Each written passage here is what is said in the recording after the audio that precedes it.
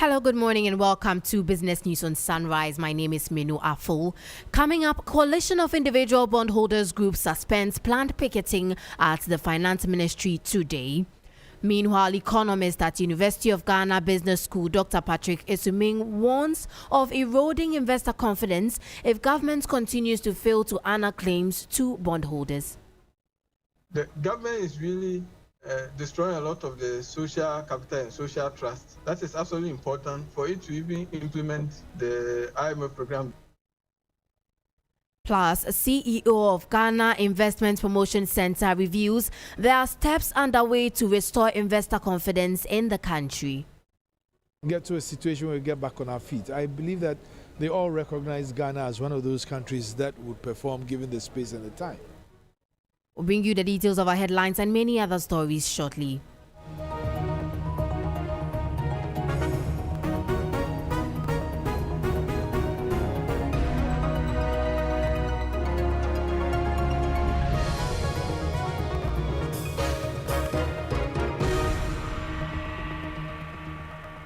Thank you for staying with us. In our first story, the coalition of individual bondholders groups has suspended its intended picketing at the Finance Ministry today. The group had planned to besiege the ministry with its about 300,000 members over the delay in payments of their matured coupons. However, the action was called off after government began making payments yesterday night. In a statement issued this morning, the group expressed calm over victory won, but warned they would resort to picketing again should government fail to honor its commitments as agreed. Meanwhile, convener of the Individual Bondholders Forum, Senyor Hosi, has expressed frustrations over the impact of the delays in the payments of their monies. And here's what he says. Most irrational is for you to take a poor man's money and sit on it and still be driving your V8, flying in business class, keeping a large government. That is what is irrational. That is what is unjust. That is not what's responsible. When the person trusted you with his mandate for you to improve his life, you don't, first of all, make life unbearable for him and go ahead and steal his savings. That is what is most irrational. But for me, what's more important is really the example we set as Ghanaians for the future of governance.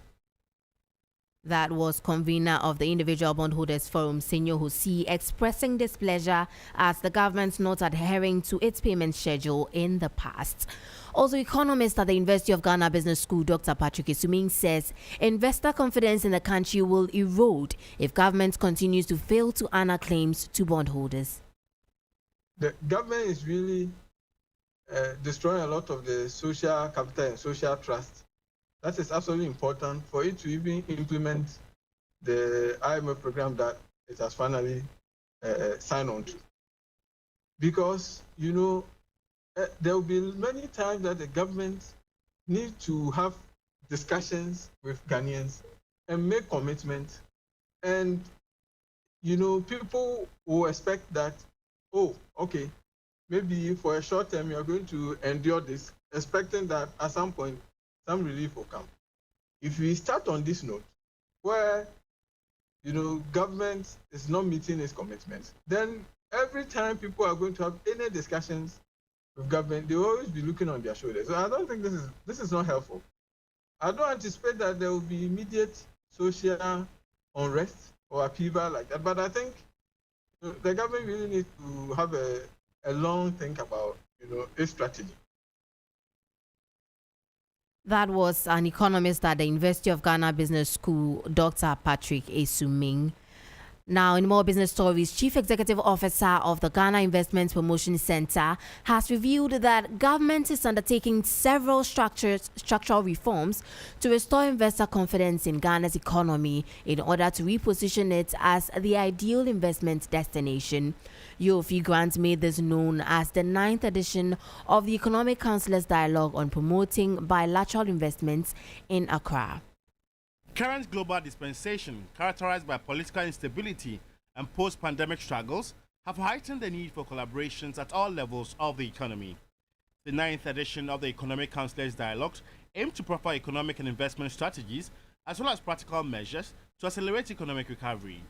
It gathered key players from various trade missions in Ghana, as well as representatives from government agencies, including ministries of trade and industry and foreign affairs and regional integration. Chief Executive Officer of the Ghana Investment Promotion Center, Yofi Grant, reiterated government's commitment in restoring investor confidence. So far, it's been good. I mean, we've achieved closure of the IMF discussions in record time. We hope that we can do the same with the other, creditors that we have and get to a situation where we get back on our feet. I believe that they all recognize Ghana as one of those countries that would perform given the space and the time. And that is why everything has happened in an accelerated form. Ambassador of Lebanon to Ghana, Maha Kier, acknowledged the role of economic partnerships as the backbone of global prosperity and stability. As economic counselors, it is our duty to foster an environment of trust, promote open dialogue, and advocate for policies that support economic integration. By accepting these principles, we can unlock the full potential of economic ties and create a better future for our nation and the world. There was also panel discussion that centered on best practices to foster sustainable partnerships between Ghanaian businesses and international investors.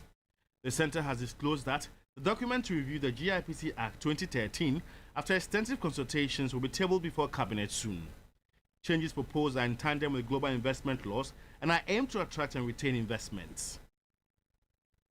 That was a report by George Aquaning. Away from that, a Deputy Minister of Energy, Herbert Krapper, says government is determined to prevent Ghana from becoming a dumping ground for internal combustion engine vehicles. These vehicles are now being phased out in the European Union and other countries following energy transition policies. Speaking at a stakeholders consultations on the draft of National Electric Vehicle Policy and Implementation Framework in Takoradi, Herbert Krapper said the Energy Ministry is collaborating with the Energy Commission to promote the use of electricity to power vehicles, among others. We are working to increase electricity demand to match supply as a way of partially addressing the electricity generation overcapacity we currently have. We are determined to do all we can to prevent Ghana from becoming a dumping ground for internal combustion engine vehicles, which are now being outmoded in the European Union and other countries. And we will work together for a new era of green and sustainable technologies. That was Deputy Minister of Energy Herbert Krapper. Meanwhile, Automobile Dealers Association in the Western region are suggesting the reduction of import duties on the import of electric vehicles. Francis Echiahene is their spokesperson. Once you introduce electrical vehicle, like kind of discounts. With the introduction of electric vehicles, we will request for discount on import duties. The vehicles are not that expensive, but the duties are.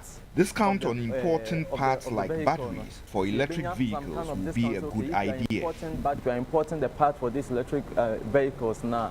At least there is some form of discount. It will help us a lot. You heard Francis Echiahene, the spokesperson of Automobile Dealers Association in the Western region. Well, Bank of Ghana will sell $120 million to bulk oil distribution companies. This is under the FX forward auction calendar for the third quarter of 2023.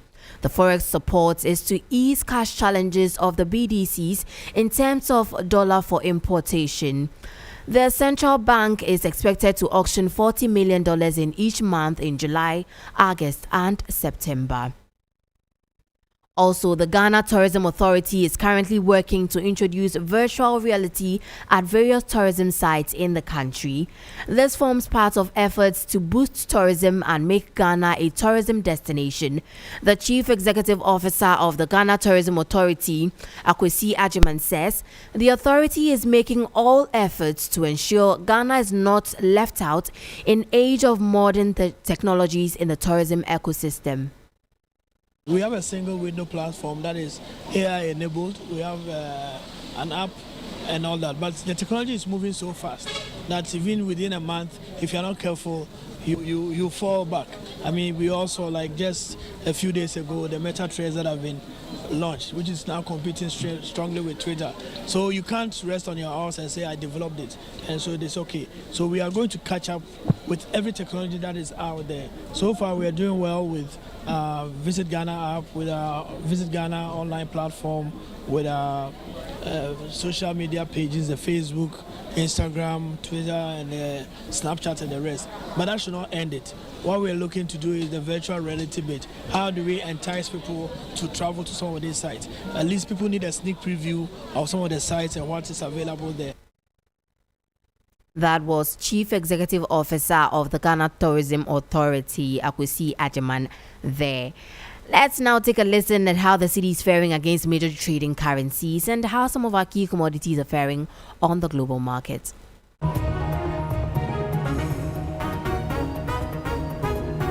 On the interbank foreign exchange market, where banks trade amongst themselves, the dollar is selling at 11 cedis. It recorded no price change. The British pound gained 1 pesewa and is selling at 14 cedis 1 pesewa. The euro is selling at 12 cedis 1 pesewa after gaining 1 pesewa. However, be guided that these figures will be higher at a forex bureau near you. On the global commodities market, price of cocoa is up by 0.76%, selling at $3,335 per ton. Price of Brent crude oil is down by 0.78%, selling now at $77.86 per barrel, while the price of an ounce of gold is up by 0.01%, selling at $1,925.32.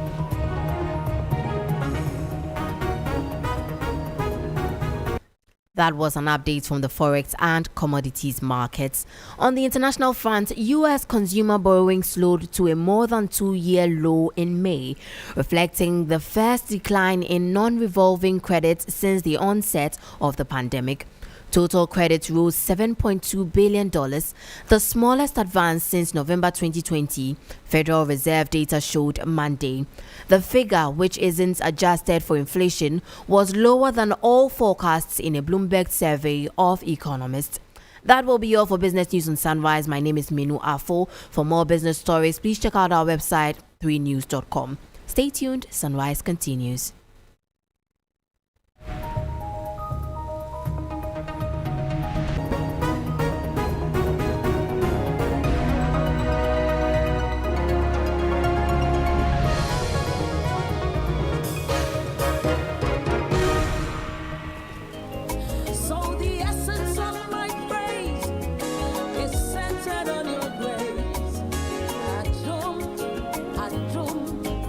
My name is Diana Hamilton, VGMA Artist of the Year 2021 and Brand Ambassador of Awake Purified Drinking Water. I am super excited to partner with Ghana's first charity-driven water to give back to our communities. Awake is a brand that makes